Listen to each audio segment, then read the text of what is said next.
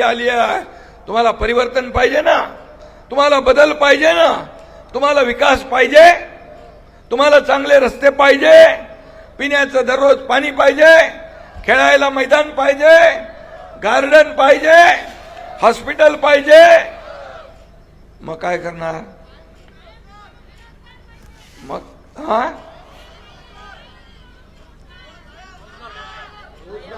रोजगार पाहिजे।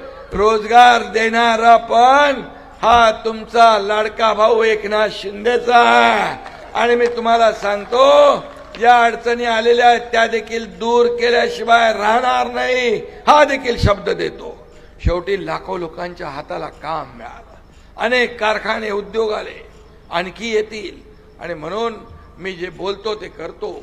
आणि म्हणून मी आपल्याला शब्द द्यायला आलोय की या ठिकाणी ज्यांनी वापरलं आणि फेकून दिलं अशा प्रकारचं काम शिवसेना करत नाही।